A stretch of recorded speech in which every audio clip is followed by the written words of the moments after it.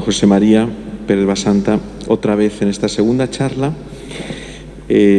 todavía con el regusto bueno que nos dejó la primera charla de esa palabra de Dios que nos habla y que espera una respuesta por nuestra parte. Y en esta segunda charla pues vamos a escuchar con la misma atención, con el mismo afecto y además mirando a la samaritana, porque me parece que hoy tiene algo que ver la samaritana en esta segunda charla. Así que sin más, adelante, José María.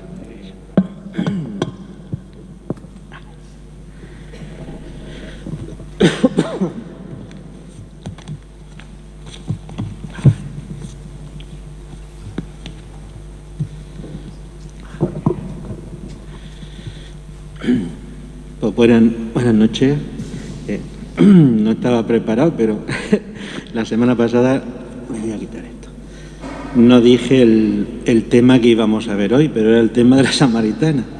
Así que lo vamos a tener la más de bien. El tema de esta noche es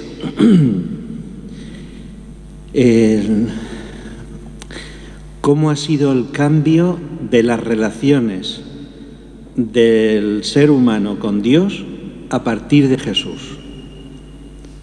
Antes de Jesús, los hombres se relacionaban con Dios de una manera y a partir de Jesús se relacionan de otra manera. Hace ya 2000 años. Podríamos hablar de con Jesús empieza una nueva era en las relaciones con Dios. Al hablar de nueva era no me refiero a ese movimiento de la nueva era de Acuario ni nada de eso, que no tiene nada que ver con el cristianismo. Ese va a ser el objetivo. ¿Cómo han cambiado las relaciones de los seres humanos con Dios a partir de Jesús? Es algo que ustedes lo viven, entonces si lo viven, yo lo único que voy a hacer es una especie de reflexión histórica y de reflexión para comprender nuestras relaciones con Dios ahora, en este momento. Bueno, antes de Jesús estaba el pueblo de Israel. El pueblo de Israel es el único pueblo en toda la tierra que practicaba el monoteísmo. El pueblo de Israel fue un pueblo elegido por Dios entre todos los pueblos de la tierra para depositar en él, por medio de una alianza que había hecho libremente con ese pueblo, depositar en él la revelación del trato de Dios con la humanidad y de la humanidad con Dios. Cómo quería Dios ser tratado por los hombres. Hay una revelación por parte de Dios que llega hasta Jesús, pero a partir de Jesús comienza una nueva era. Y por ese conflicto que hubo entre los cristianos y los judíos, comienza también una nueva religión monoteísta. Así que a partir del cristianismo tenemos dos religiones monoteístas, la religión judía y la religión cristiana. 600 años después vendrá Mahoma y fundará otra nueva religión, la religión islámica, que también es monoteísta. Las tres religiones monoteístas del mundo están en la misma zona geográfica, pero la primera fue el judaísmo. Cuando hablo de religión monoteísta no quiere decir que el judaísmo fuese monoteísta desde el principio. Sería un error pensar que los judíos desde el principio de su existencia ya solo creían en un solo Dios. No, eso no fue así. El monoteísmo fue algo que se impuso a lo largo de la historia. Tardaron muchos siglos en darse cuenta de que en el universo solo había un Dios. Cuando los judíos entran en la tierra prometida, ven muchos dioses. En Egipto vieron muchos dioses. En el destierro de Babilonia vieron muchos dioses. Tuvieron que tomar conciencia, a partir de muchos siglos, de que Dios solamente era uno, de que era el único creador del mundo y de que ese Dios era omnipotente. Eso fue un descubrimiento progresivo que hizo el pueblo de Israel, porque Dios lo iba revelando a través de sus siervos, los profetas. El monoteísmo es una conquista de esa revelación, un paso en la revelación. Bueno, y este Dios que se revela al pueblo de Israel, ¿cómo quiere que sean las relaciones del pueblo con Él? Bueno, pues tenemos algo revelado por Dios al mismísimo Moisés y lo tenemos en la Torá. La Torá son los 5 grandes libros del judaísmo, los 5 libros más importantes del judaísmo. Son los 5 primeros libros de la Biblia, el Pentateuco. Y en esos libros se describe minuciosamente cómo quiere Dios que los israelitas se relacionen con Él. En primer lugar, hacen una alianza. Esa alianza lleva consigo una serie de mandamientos numerosos, resumidos en el Decálogo. Pero también Dios da otra revelación, que es los planos del santuario en el que Él quiere habitar y tener el encuentro con el pueblo de Israel. Es algo muy importante en toda esa revelación israelita. Dios revela los planos del santuario y del templo. ¿Cómo quiere Dios que el pueblo se relacione con Él? Se construye el templo. El templo tiene varios lugares. Es necesario que en ese templo haya unos mediadores entre Dios y los hombres. Esos mediadores no nacen por vocación, no. Esos mediadores, los sacerdotes, son elegidos directamente por Dios de una familia y todos los miembros de esa familia van a dedicarse exclusivamente al sacerdocio. Es hereditario el sacerdocio. Exige una exclusión del pueblo. El sacerdote no puede tratar con la gente del pueblo, tiene que vivir separado, purificado, no puede tener ningún trato con nada que le haga impuro. El sacerdote va a ser una pieza clave en las relaciones con Dios. Y esas relaciones con Dios se basan principalmente en los sacrificios de animales. Para relacionarnos con Dios, los hombres van al templo, buscan al sacerdote, le llevan los animales y el sacerdote es el encargado de realizar los sacrificios. Hay diferentes tipos de sacrificios. El más bonito, el más completo, era el holocausto. Se quemaba el animal entero. Luego habían sacrificios de comunión. El animal se quemaba solamente un trozo. La enjundia y la manteca, las grasas del animal, se le daban a Dios porque era lo mejor del animal. El resto del animal se lo repartían el sacerdote y el oferente. Luego había sacrificios de expiación por los pecados, solo por los pecados veniales. Los pecados mortales no se perdonaban en el pueblo de Israel. Los pecados mortales se castigaban con la muerte. Así que hubiéramos sido nosotros un poco ahí en ese mundo. Y luego también había unos sacrificios de vegetales. También se ofrecían vegetales, los frutos de la tierra, las primicias de la tierra. Bueno. En el templo había un grandísimo altar y en ese altar se hacían los sacrificios. Luego estaba el lugar interno, donde era el lugar donde vivía Dios. El sacrificio consistía esencialmente en quemar el animal, para que el animal se transformara en humo. Por medio del fuego, el animal se transforma en humo y el humo sube a los cielos. El animal se mezcla con hierbas aromáticas y entonces el Señor desde el cielo puede oler el agradable olor del sacrificio y quedarse satisfecho, tranquilo y derramar su bendición y su perdón sobre los que lo ofrecían. En tiempo de Jesús, esto era la práctica cotidiana en el templo.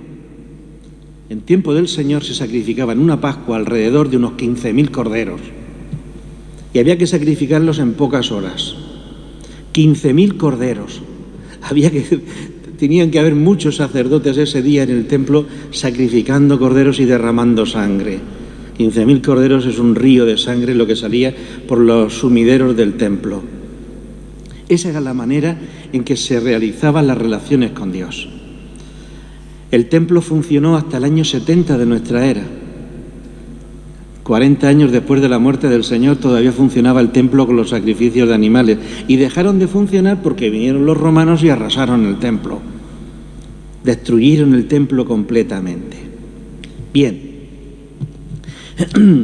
la pregunta que hemos hecho antes. A partir de Jesús comienza una nueva era en las relaciones con Dios.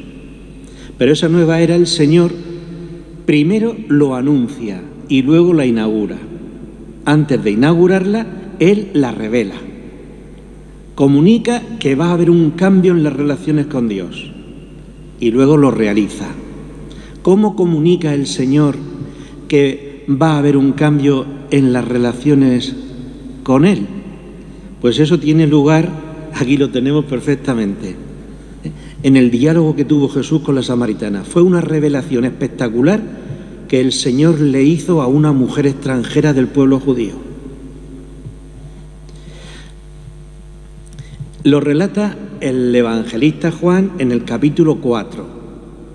Nos dice que Jesús, antes de pasar por Samaria, estaba en Judea. Y Jesús empezó a tener una fama grande. En Judea estaba predicando, hacía unas cosas que a nosotros nos resultan un poco raras, ¿no? Porque bautizaba. El Evangelio de Juan nos cuenta unos detalles de la vida de Jesús desconocidos por los otros evangelistas, pero podemos considerar que son históricos porque Juan era un testigo directo de lo que está contando. Bueno, pues después de tener una cierta fama Jesús en Judea, en el sur, alrededor de Jerusalén, las autoridades empezaron a verlo de mala manera. Y de la misma manera que habían perseguido a Juan, Jesús tuvo que salir de Judea para dirigirse a Galilea, huyendo un poco de la boca del lobo. Y en ese camino podía elegir dos caminos, o irse por el río Jordán o atravesar Samaria. Y dice el evangelista Juan que el Señor decidió ir por Samaria porque tenía que pasar por allí. Había que hacer algo importante en Samaria. Al llegar a un pozo cerca de Sicar, un pozo que la tradición atribuye a Jacob, el Señor se quedó solo porque estaba cansado y se sentó junto al pozo. Esto es un cuadro. Jesús sentado junto al pozo, el pozo de Jacob, 30 metros de profundidad, y abajo había agua fresquita. Eran las 12 del mediodía, la hora sexta. La hora sexta, la veremos la semana que viene, es esta que hay aquí detrás, la hora en la que crucificaron al Señor. La hora sexta estaba el sol en su apogeo, en plena luz. El hecho de que nos diga Juan de que eran las 12, el sol a plena luz, quiere decir que Jesús va a hacer una gran revelación. Sentado en el pozo de Jacob, y en eso que se acerca una señora con un cántaro. Jesús estaba completamente solo porque sus discípulos habían ido al pueblo a por comida. Él no quiso ir porque estaba cansado y seguramente estaba esperando la visita. Se acerca la señora y Jesús le dirige la palabra. Y solamente le dice así: dame de beber. Estaba cansado y además estaba sediento, una señal de su humanidad. Jesús era un hombre como nosotros y se cansaba y tenía sed como nosotros. Verdadero Dios y verdadero hombre. A veces nos olvidamos de la humanidad de Jesús. Dame de beber. Y la mujer le responde: ¿cómo tú siendo judío? Primera afirmación. ¿Cómo tú siendo judío me pides de beber a mí que soy samaritana?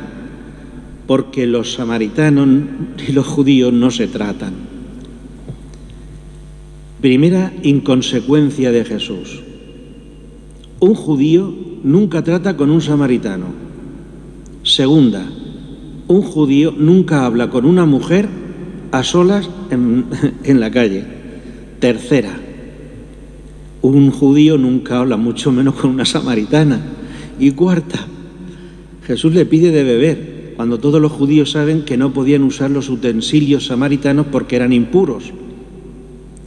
Es decir, en esta escena, conociendo el ambiente que había en aquel momento, Jesús está actuando de una manera políticamente incorrecta. Pero Jesús pasa un poco de todo eso. Los samaritanos eran descendientes de cuando los asirios, en el año 720 a.C.,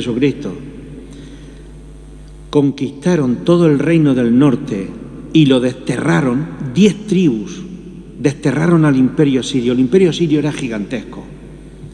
Los emperadores asirios llegaron al reino del norte y lo conquistaron y lo desterraron.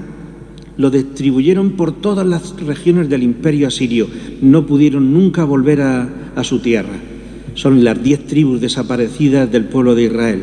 Desaparecieron completamente. Solo se quedaron las del sur, las del reino de Judá. Pues resulta que los emperadores asirios mandaron a 5 pueblos diferentes del imperio que trajeran colonos, y con esos colonos de diferentes pueblos, de diferentes dioses, se vinieron a Samaria y fundaron una comunidad, mezclándose con los israelitas del norte que se habían escondido en las cuevas o que se habían ido al país de al lado cuando invadieron los asirios la tierra. Así que entre los israelitas que quedaron y los colonos extranjeros que vinieron, hicieron una mezcla de raza que no era judía. Y además con una religión diferente. Hicieron una mezcla de religión. Mitad asiria, mitad israelita. De hecho, solo conservaron el Pentateuco samaritano. Los demás libros de la Biblia hebrea no los aceptaron en ningún momento. Bueno, pues este pueblo samaritano vivía en tiempos de Jesús y todavía siguen existiendo, aunque cada vez quedan menos. El Señor se dirige a la samaritana: dame de beber. Cuando la samaritana le contesta, el Señor le dice: si conocieras el don de Dios y quién es el que te pide de beber, le pedirías tú y Él te daría agua viva. Si conocieras el don de Dios. ¿Qué es el don de Dios? En el capítulo 3, el capítulo anterior, la samaritana, Jesús había estado hablando con Nicodemo por la noche en Jerusalén y le había dicho Jesús a Nicodemo: tanto amó Dios al mundo que Dios dio el mayor don que tenía en el cielo. Lo más grande que tenía Dios, lo dio Dios a los hombres. Dio a su Hijo para que diera vida a los hombres que creyeran en Él. Si esta frase la hemos leído en el capítulo 3, ahora entenderemos perfectamente lo que quiere decir Jesús cuando dice: si conocieras el don de Dios. ¿Quién es el don de Dios? El don de Dios es el mismo Jesús. Él es el mayor don que Dios puede dar a la humanidad. Si conocieras el don de Dios. ¿Y quién es el que te dice dame de beber? Es una frase paralela. La primera línea dice lo mismo que la segunda. Si conocieras el don de Dios, ¿y quién es el que te dice dame de beber? Tú le pedirías y Él te daría agua viva. Aquí tenemos una gran revelación de Jesús. Refiriéndose a Él mismo: si conocieras el don de Dios que soy yo, si me conocieras a mí que soy el don de Dios, tú te daría agua viva. ¿Qué es el agua viva? El agua viva es el agua que corre. El agua muerta es el agua estancada que se llena de mosquitos y huele.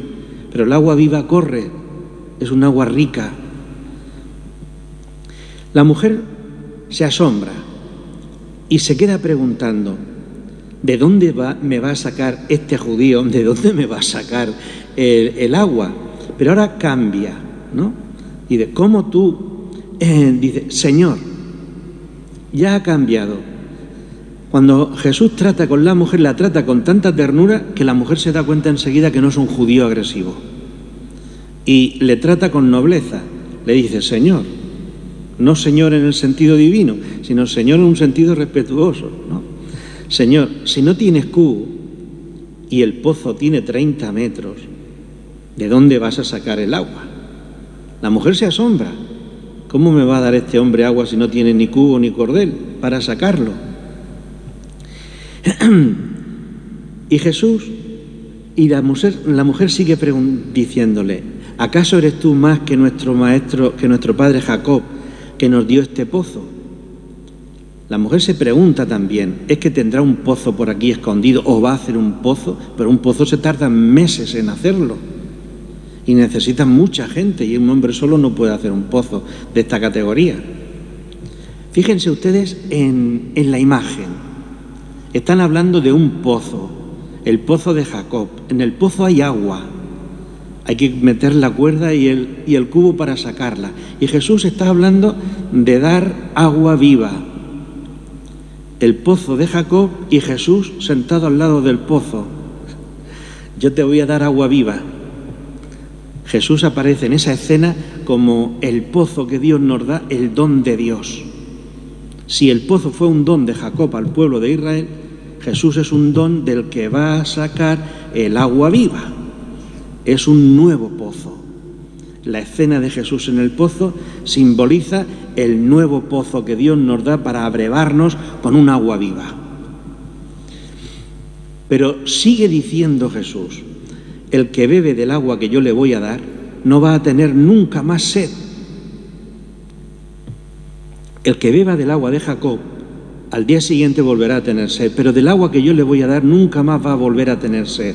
El agua que yo le daré se convertirá dentro de él en un surtidor, fíjense la frase, que le va a dar vida eterna. Si yo voy a beber agua todos los días, es porque necesito el agua para que me dé vida biológica. Si yo no bebo agua, me muero. Necesito el agua mucho más que el alimento, porque sin alimento puedo pasar muchos días, pero sin agua no puedo pasar muchos días. El agua me da vida biológica. Pero Jesús promete un agua que no va a dar vida biológica, sino que va a dar vida eterna. El que beba del agua que yo le daré, ese va a tener vida eterna. No vida biológica, vida física. La señora que le escucha ese diálogo, enseguida se da cuenta de la necesidad que ella tiene de ese agua, pero lo interpreta en un sentido materialista. Le dice, Señor, vuelve a decirle otra vez, dame de ese agua y así ya no tendré que venir nunca más a este pozo. El Señor le está proponiendo una realidad espiritual, pero la señora lo interpreta en un sentido material. Cuando termina este diálogo nos quedamos pensando nosotros, ¿a qué se estará refiriendo el Señor con lo del agua viva? Bueno, pues San Juan es uno de esos evangelistas que va desgranando su pensamiento poco a poco. Aquí nos dice que Jesús se presenta como un pozo de donde va a salir un agua viva. Y en el capítulo 7 nos explica el mismo San Juan en qué consiste el agua viva. Lo va revelando poco a poco para que leamos el Evangelio completo. En las fiestas de otoño, la fiesta de las tiendas, de las chozas, había una procesión que se hacía todos los días. Desde la piscina de Siloé hasta el templo de Jerusalén iban todos en procesión cantando salmos. El sacerdote cogía un cántaro de oro, llenaba el agua y cuando llegaba al templo derramaba el agua sobre el altar de los sacrificios para invocar a Dios la lluvia, la bendita lluvia para las cosechas del año siguiente. Eso se hacía todos los días. Por la mañana se hacía la procesión del agua y por la noche la procesión de la luz. Bueno, pues el último día de la fiesta, el más importante, Jesús se pone delante de la procesión y le grita a todo el mundo, el que tenga sed, que venga a mí y beba. De su seno, de sus entrañas, correrá agua viva. Y dice San Juan en un paréntesis, Jesús se estaba refiriendo al Espíritu Santo que iba a dar a todos los que creyeran en Él, porque todavía no había Espíritu, ya que Jesús no había sido glorificado. Ahí San Juan nos revela el sentido de agua viva. El Señor le promete a la samaritana el agua viva, pero el agua viva, dice San Juan un poquito más adelante, que es el Espíritu Santo. Es un símbolo de que Jesús, que es el don de Dios, nos va a dar a su vez otro don. Es como si dijéramos que Jesús es un kit que viene del Padre, pero ese kit lleva dentro muchas cosas. En primer lugar, lleva Él mismo, pero Él lleva dentro otras cosas. El don de Dios no es una cosa sola. Es Jesús que viene cargadico de regalos. Nos va a dar su palabra. Nos va a dar su carne y su sangre. Nos va a dar su espíritu. Y nos va a dar otras muchas cosas. El don de Dios a la humanidad es Jesús, pero con Jesús viene todo lo que el ser humano necesita. Y quizás la cosa más importante es que de Jesús va a brotar el Espíritu Santo. A Nicodemo le había dicho: el que quiera entrar en el reino de Dios tiene que nacer del agua y del Espíritu. Y San Juan Bautista había dicho al principio del Evangelio: detrás de mí viene uno que bautizará no con agua como yo, sino que os bautizará con el Espíritu Santo. ¿Qué función tiene el Espíritu Santo en el Evangelio de San Juan? Pues se lo dijo el Señor a Nicodemo: para nacer de lo alto tienes que nacer del agua y del Espíritu Santo. El Espíritu Santo, al recibirlo el cristiano en el bautismo, que es lo que quiere decir Jesús a Nicodemo, en el bautismo el Espíritu Santo se convierte dentro de nosotros en una nueva naturaleza. Nos transforma la naturaleza humana que hemos recibido de Adán y Eva. Esa naturaleza que tenemos aquí se transforma, se diviniza, se transforma en un trozo de naturaleza divina. Es la gracia que nos da el Señor resucitado, el Espíritu Santo, la gracia increada. Y la gracia increada nos transforma interiormente, la gracia santificante. Nos hace hijos adoptivos, reales, ontológicos de Dios. Nos eleva a un nivel espiritual. Fijaros todo lo que está prometiéndole Jesús a la samaritana. Yo te voy a dar agua viva, te voy a dar el Espíritu Santo y ya nunca más vas a volver a tener sed. Termina esta primera parte del diálogo de Jesús con la samaritana y hay un intermedio. Jesús cambia de tema y le dice: mira, corre a la aldea y te traes a tu marido y seguimos hablando. Y le dice la señora: no tengo marido. Dices bien que no tienes, porque has tenido 5 y el que tienes ahora tampoco es tuyo. Y la señora, cuando ve aquello, se queda pasmada. Dice: este hombre conoce mi vida interior, tiene ojos que mira profundamente, me ve hasta el interior y yo no le he dicho nada. Entonces se da cuenta de que está delante de un profeta. Primero le había llamado judío, luego le dijo Señor, y ahora le dice: Señor, veo que eres profeta. Un profeta para ellos es una persona que explica todos los temas religiosos. Y aprovechando que Jesús es un profeta, entonces le pregunta: quiero hacerte una pregunta, Señor. Una pregunta religiosa que ella tenía curiosidad por resolver. Los judíos dicen que a Dios se le da culto en Jerusalén, en el templo. Y los samaritanos decimos que el verdadero templo está aquí en el monte Garizim.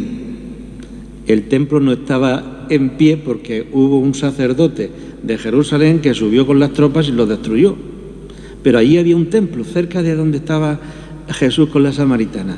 En el monte Garizim los samaritanos tenían un templo y allí ofrecían el culto y se relacionaban con Dios.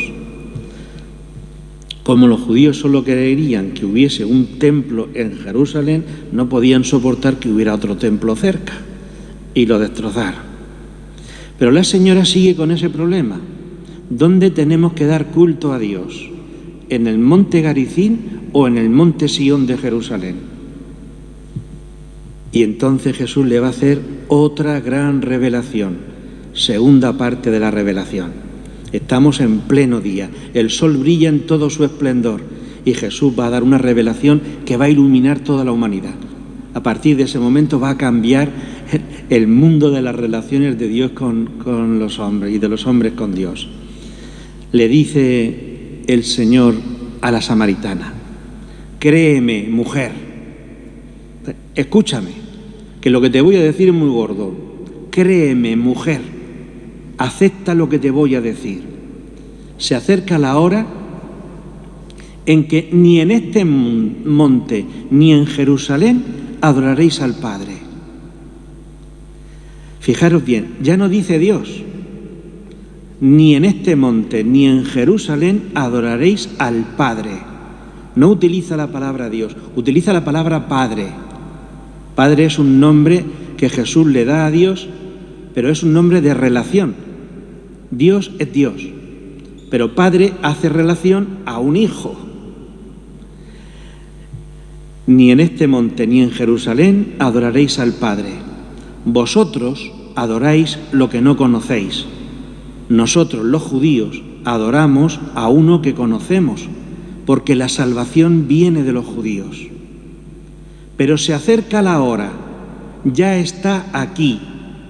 Se acerca la hora, ya está aquí, en que los verdaderos adoradores adorarán al Padre en espíritu y en verdad, porque el Padre desea que lo adoren así.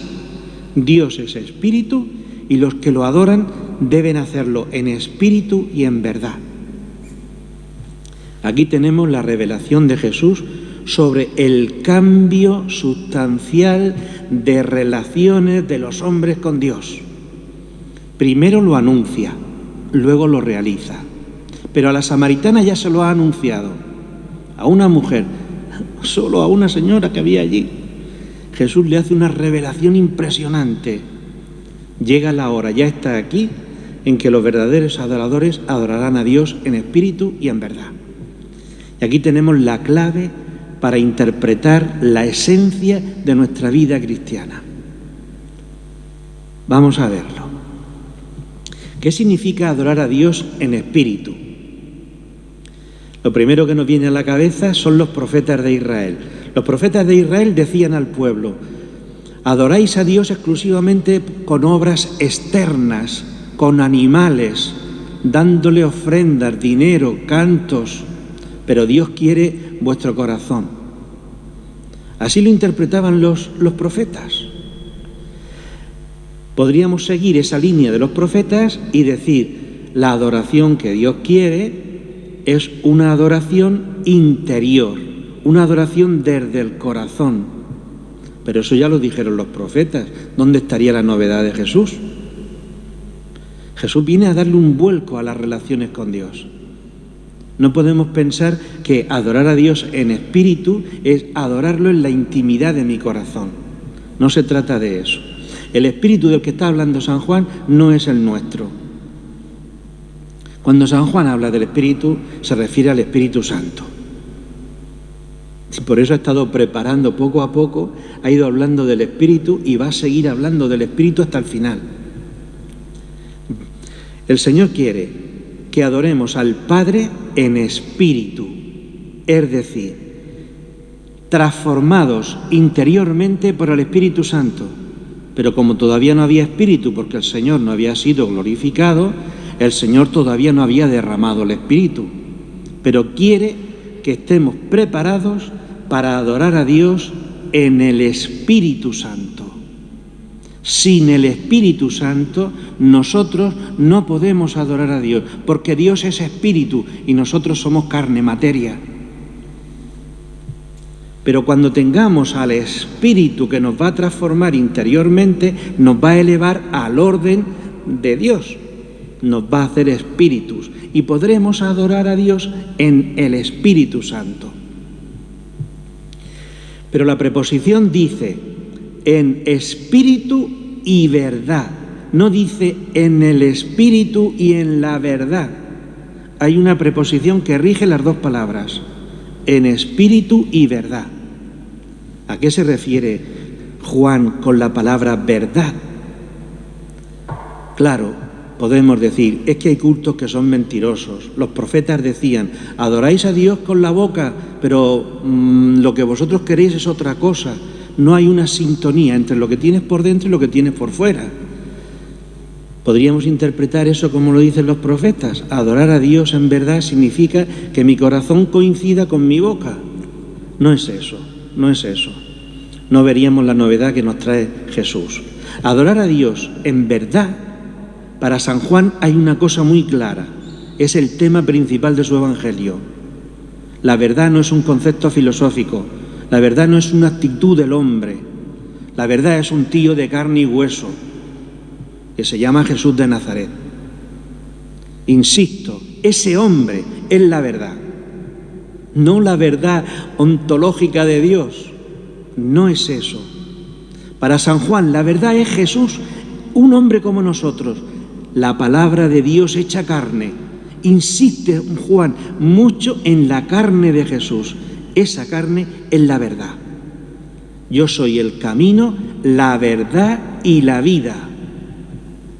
En San Juan la verdad es un hombre, no es un concepto filosófico. Cada vez que leamos en el Evangelio de San Juan, cuando habla de la verdad, imaginaros siempre a Jesús delante. Tocar la verdad, ver la verdad, escuchar la verdad, eso es Jesús. Por tanto, ya tenemos los dos elementos. Para adorar a Dios hay que estar unidos al Espíritu Santo y hay que estar unidos a Jesús. Y así adoraremos al Padre. Este es el cambio sustancial que Jesús ha traído a la humanidad. A partir de Jesús, a Dios se le adora en espíritu y en verdad, unidos al Espíritu Santo y unidos a Jesús. He dicho antes que San Juan va mezclando los temas, va desarrollándose a lo largo del Evangelio. En el capítulo 2 dice San Juan: bajó Jesús o subió Jesús a Jerusalén y empezó a tirar a los mercaderes del templo y dijo: destruid este templo y en 3 días lo reconstruiré. ¿A qué se estaba refiriendo Jesús? El templo de Jerusalén era el lugar donde estaba Dios, era la morada de Dios, era el único lugar del mundo donde Dios escuchaba directamente las plegarias de los seres humanos. Había que ir a Jerusalén a hablar con Dios. Por eso había una obligación en todos los judíos de ir 3 veces al año a Jerusalén para celebrar la fiesta delante de Dios. Ahora Jesús nos dice: el único templo donde va a vivir Dios es dentro de mi carne. Va a sustituir el templo de piedra por un templo de carne. Pero todavía no había llegado el momento de que Jesús se convirtiera en el templo del Señor, de Dios, del Padre. Ese momento va a llegar con la resurrección. En el momento de la resurrección, de la glorificación de Jesús, en ese momento Jesús aparece delante de todos como la casa del Padre. Fíjense ustedes, hasta la mañana de la resurrección no se había inventado el cielo, porque el cielo no existía. ¿Qué es el cielo? El cielo es el lugar donde vive Dios, la casa donde vive Dios. Pero si la casa donde vive Dios es la humanidad de Jesús, hasta que la humanidad de Jesús no subió al cielo, no se había inventado el cielo, no se creó el cielo. A mí a veces me da gusto rezar el Padre Nuestro diciéndolo de la siguiente manera: Padre nuestro que estás en el cielo. Y yo le cambio el nombre: Padre nuestro que estás en Jesucristo. No digo en el Señor, en el Hijo, en el Verbo, no, digo en Jesucristo. Jesucristo para nosotros es el lugar de la presencia de Dios. Y no hay otro lugar donde podamos encontrar a Dios. El que me ha visto a mí, ha visto al Padre. El Padre y yo somos una sola cosa. Yo soy la puerta del encuentro con el Padre. Yo soy el camino para que encontréis al Padre. Yo, la humanidad de Jesús resucitada, es el único templo que tenemos para encontrarnos con Dios. Adorar a Dios en espíritu y en verdad. Han pasado 2000 años. La Iglesia está viviendo 2000 años esa adoración a Dios, al Padre, en espíritu y en verdad. Vamos a intentar explicar hoy cómo vivo yo esa adoración. ¿Dónde vivo yo esa adoración? ¿Qué acto de culto realizo yo? Pues es algo que se practica continuamente, con mucha frecuencia. Vamos a verlo. El Señor, antes de irse al cielo, inventó un sacramento. Fue Él el fundador de ese sacramento. Ese sacramento lo llamamos Eucaristía. El sacramento de la Eucaristía comienza de la siguiente manera. La gente que viene de la calle pisa el suelo y viene con los pies sucios. Todos venimos con los pies sucios, todos. Y cuando empezamos la celebración del sacramento, el sacerdote antes dice: antes de celebrar los sagrados misterios, reconozcamos nuestros pecados. El Señor saca la azafa, coge una toalla y nos limpia los pies a todos de los pecados que traemos de la calle. Son los pecados veniales. Para entrar a celebrar los sagrados misterios, el sagrado culto de adoración al Padre, tenemos que estar limpios.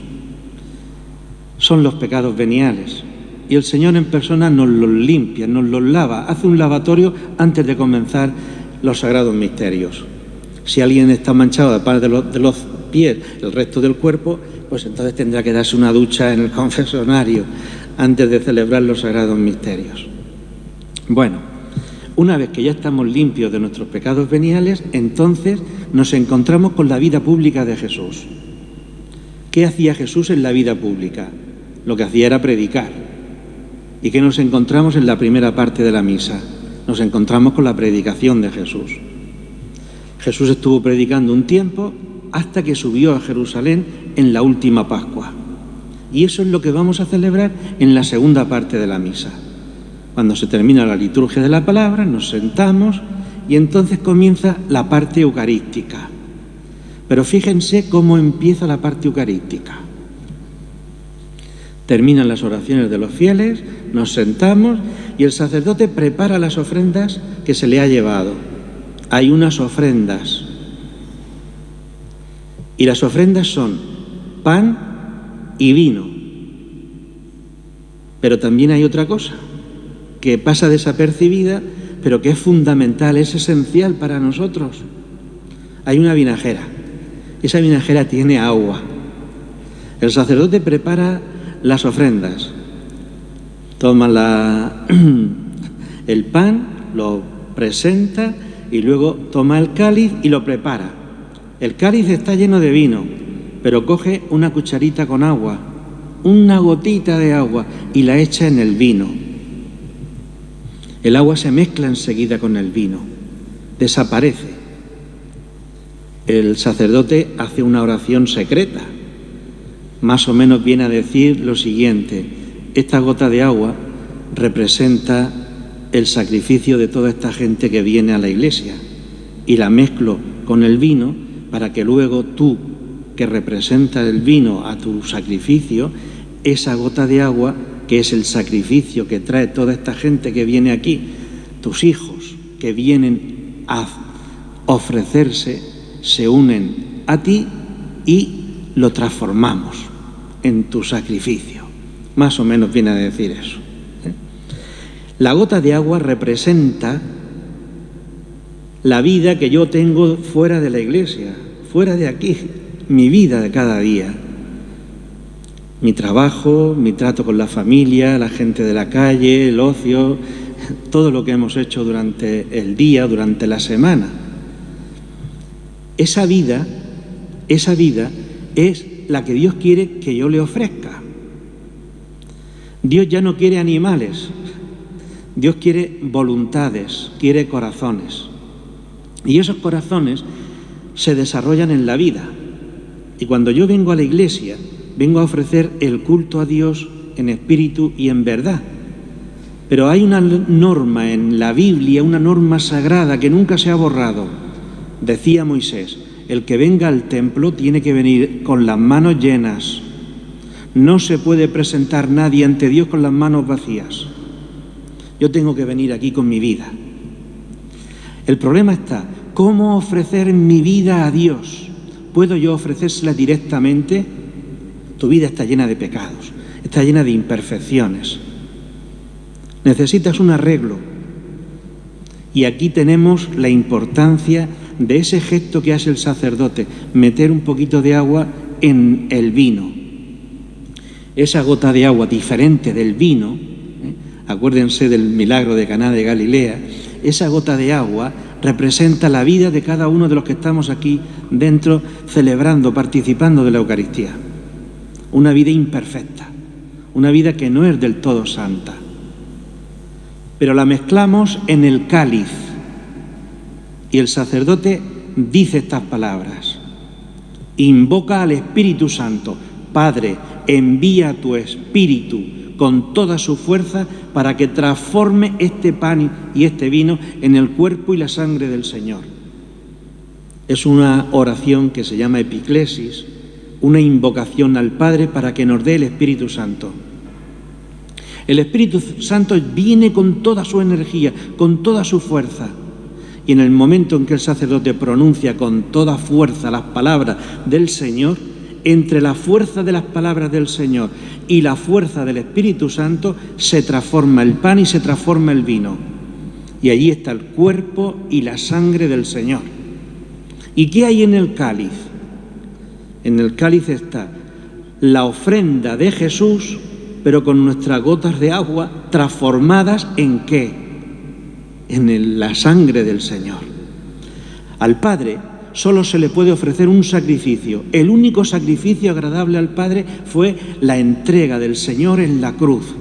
Por la fuerza del Espíritu Santo, el Señor se entregó en la cruz.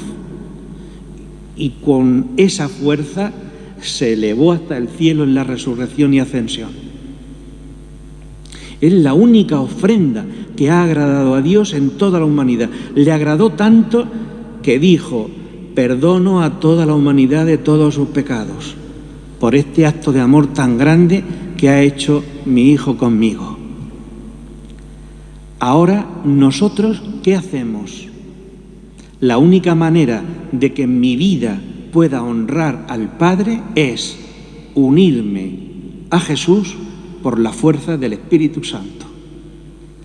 Adoramos al Padre en espíritu y en verdad. La fuerza del Espíritu transforma el agua en la sangre del Señor. Y el Señor toma su vida, su sacrificio en la cruz y se lo ofrece al Padre. Pero no le ofrece su sacrificio, le ofrece su sacrificio y el nuestro. Este sacrificio mío y vuestro. Si le ofreciéramos al Padre el sacrificio de Jesús, no habría ninguna novedad ni ninguna ganancia.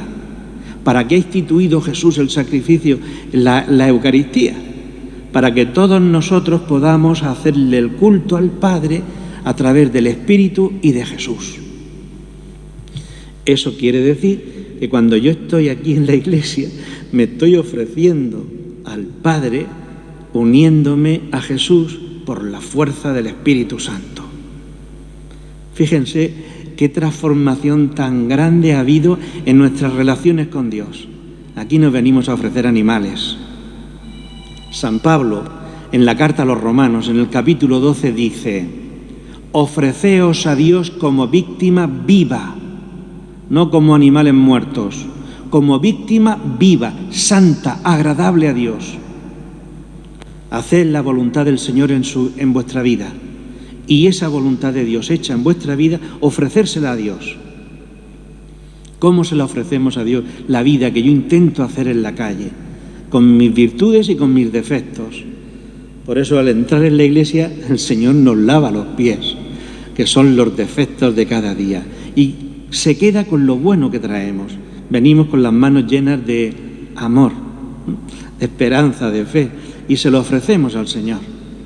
Pero el Señor tiene que tomar esas ofrendas y purificarlas, transformarlas, porque nuestra justicia delante de Dios es un paño mojado.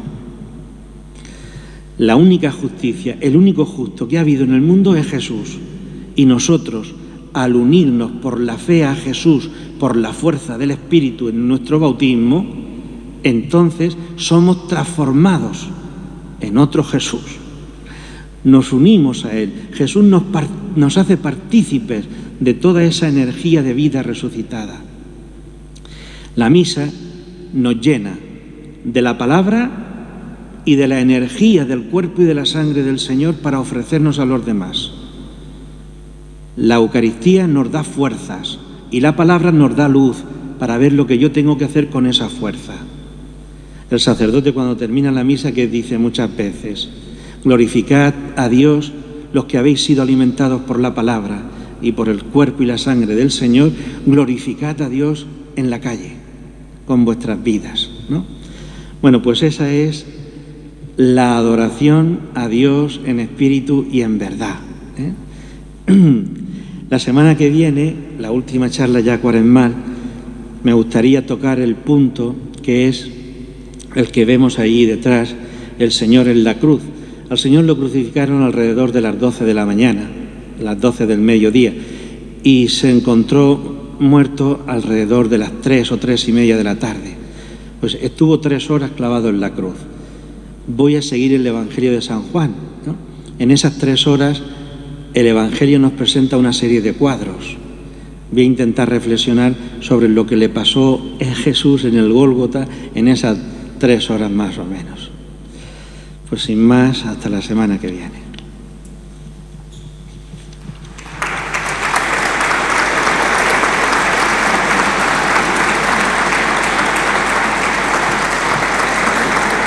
Gracias. Muchas gracias, José Manuel. Que pase pronto esta semana y que no llueva, o por lo menos no a esta hora. Solamente me ha gustado mucho esa referencia a los 5 pueblos que habitaban Samaria. No sé si tiene alguna relación con los 5 maridos de la samaritana, que muestra a Jesús de otra manera. Efectivamente, los 5 maridos que tenía la samaritana podrían estar representando a los 5 ídolos, a los 5 dioses que se trajeron los colonos a Samaria, ¿no? Entonces, de alguna manera sería una crítica a esa idolatría que había en el pueblo samaritano. Muchísimas gracias. Hasta la semana que viene.